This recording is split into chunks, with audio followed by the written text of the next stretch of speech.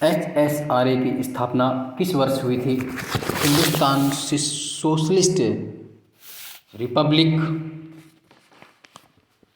Association की स्थापना, तो इसका आंसर है 1928 दिल्ली। सितंबर 1928 में चंद्रशेखर आज़ाद के नेतृत्व में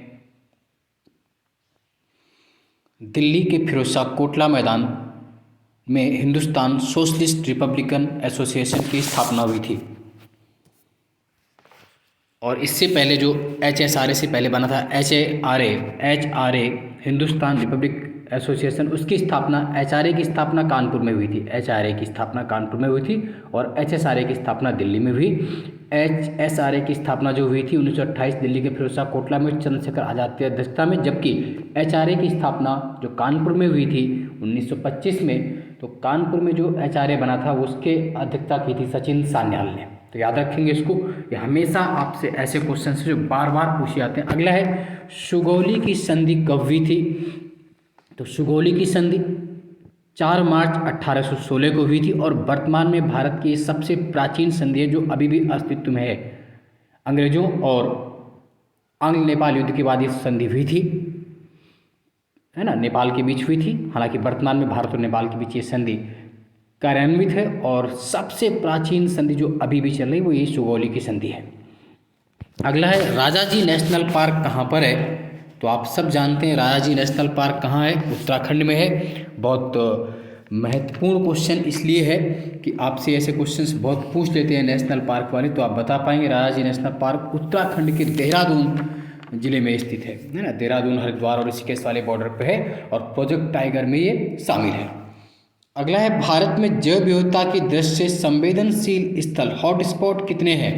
तो भारत में जैव विविधता की दृष्टि से हॉटस्पॉट 4 हैं वर्तमान में। कितने हैं? 4 हैं। पूर्वी हिमालय, इंडो बर्मा, सुंडालैंड, पश्चिमी Ghat. Eastern Himalaya, Indo Burma, Sundaland and western Ghat. 4 जैव विविधता की दृष्टि से संवेदनशील स्थल हैं, हॉटस्पॉट हैं। पूर्वी हिमालय, इंडो बर्मा, सुंडालैंड और पश्चिमी घाट। ये हॉटस्पॉट बेसिकली होते क्या हैं ये आप सब जानते हैं। पर्यावरण की दृष्टि से जो बहुत ही संवेदनशील सेंसिटिव पॉइंट होते हैं, यहाँ पर बड़ी मात्रा में विविधता पाई जाती हैं बायोडाइवर्सिटी पर, इसलिए इनको कहते हैं।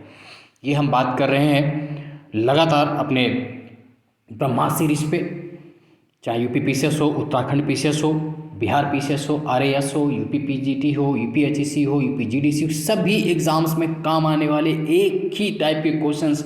और जब आप एग्जाम में बैठेंगे और आपका जब एग्जाम क्लियर होगा तब आपको इन क्वेश्चंस की महत्ता समझ में आएगी। अधिक से अधिक इनको रटते रहिए, लाइक करते रहिए, सब्सक्राइब करते रहिए और जो अनुपम सर यूट्यूब चैनल है उसे सब्सक्राइब करना ना भूलें। प्रायद्वीपीय भारत की सबसे लंबी नदी कौन सी है? The longest river of south India. तो दक्षिण भारत की सबसे लंबी नदी कौन सी है? तो आप बताएंगे कौन सी है सबसे लंबी नदी? तो वो है गोदावरी। कौन सी है? गोदावरी सबसे लंबी नदी है। इसकी लंबाई कितनी है? 1465 किलोमीटर है। कितनी है? 1465। प्रायद्वीपीय भारत की सबसे लंबी नदी गोदावरी है।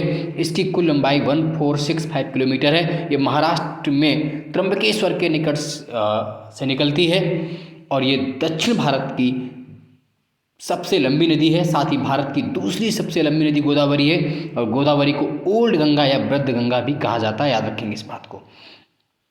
यूट्यूब चैनल अनुपम सर सब्सक्राइब करना ना भूलें। किस अनुच्छेद में प्राण एवं दैहिक स्वतंत्रता का उल्लेख है? किस आर्टिकल में प्राण एवं दैहिक स्वतंत्रता का उल्लेख है? Protection of life and personal liberty. तो आर्टिकल 21 किस में है? ये आर्टिकल 21 में है। अनुच्छेद 21 में प्राण एवं दैहिक स्वतंत्रता का संरक्षण का उल्लेख है, protection of life and personal liberty. Article 21 को राइट टू लाइफ, जीवन का अधिकार भी कहा जाता है। Article 20 and 21 never collapse during emergency also.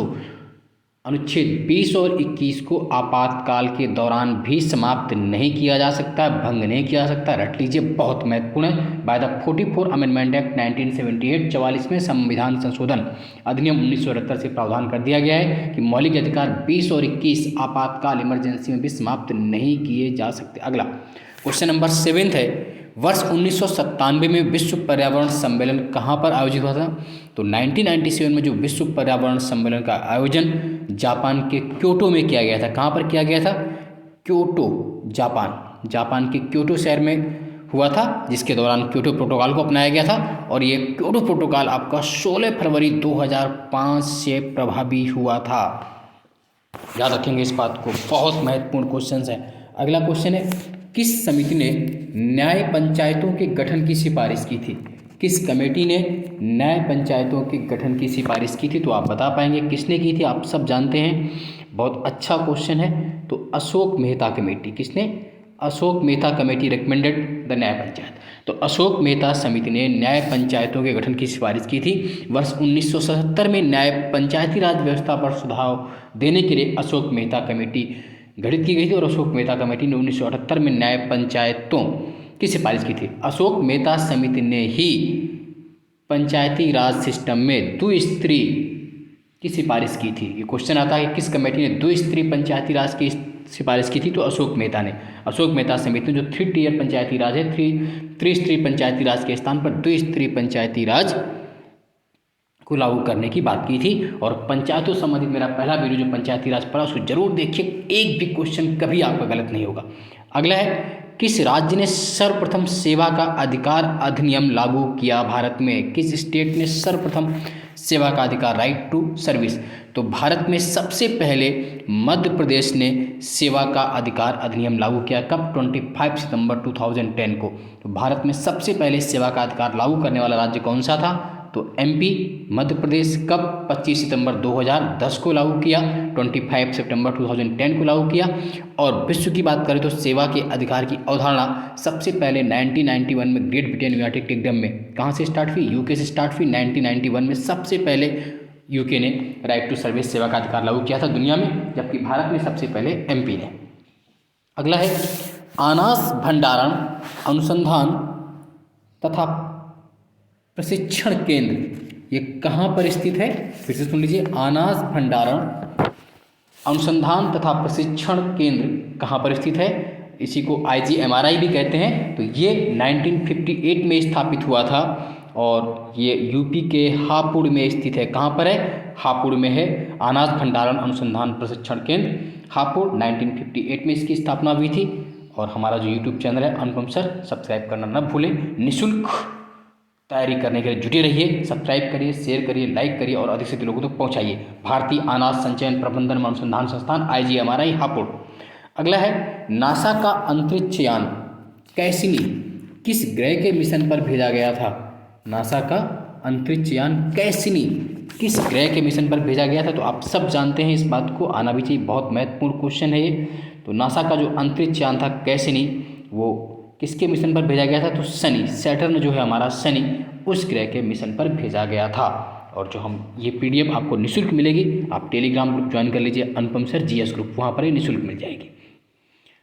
अगला क्वेश्चन है, किस वायसराय की हत्या उसके कार्यकाल में की गई थी? किस वायसराय की हत्या उसके कार्यकाल में की गई? तो आप सब जानते हैं, कर पाएंगे इसका आंसर, लॉर्ड मेयो। किसके कार्यकाल में?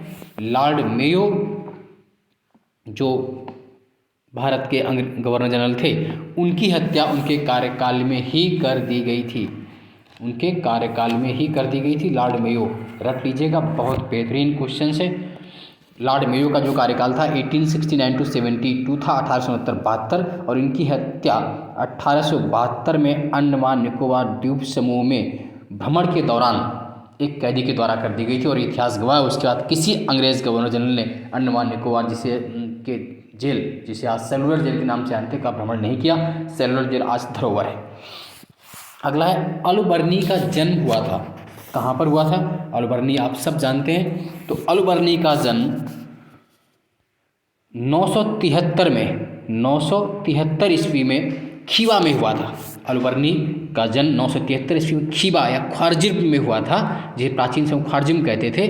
पुराणों का अध्ययन करने वाला प्रथम मुसलमान अलबर्नी था और वो मोहम्मद गजनवी के साथ भारत आया था। किसके साथ? मोहम्मद गजनवी के साथ भारत आया था। इसने भारतीय खगोल विज्ञान, भूगोल, तर्कशास्त्र, औषध शास्त्र, गणित आदि सब पर अध्ययन किया, संस्कृत का अध्ययन किया।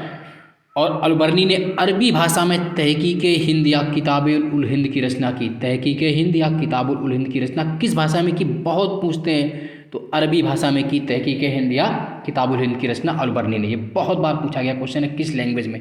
तो गलत नहीं करें। अगला क्वेश्चन है, दुलस्ती हाइड्रो पावर प्रोजेक्ट या दुलस्ती हाइड्रो पावर स्टेशन किस नदी पर है? तो आप बता पाएंगे चिनाब नदी पर है, जम्मू कश्मीर में है, किश्तवाड़ ज़िले में है। दुलस्ती हाइड्रो पावर चिनाब रिवर में, किश्तवाड़ डिस्ट्रिक्ट जम्मू कश्मीर में है। दुलस्ती गलत नहीं करना है।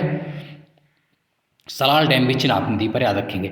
और अंतिम क्वेश्चन आज की सीरीज़ का जो है हमारा, येलो स्टोन नेशनल पार्क किस देश में है? तो येलो स्टोन नेशनल पार्क आपका USA, United state of America में।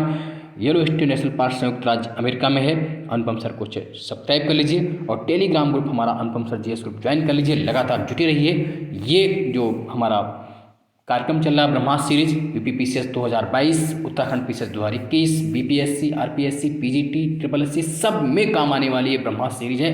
जुटे रहिए, लगे रहिए, सफलता निश्चित मिलेगी। धन्यवाद। जय हिंद। जय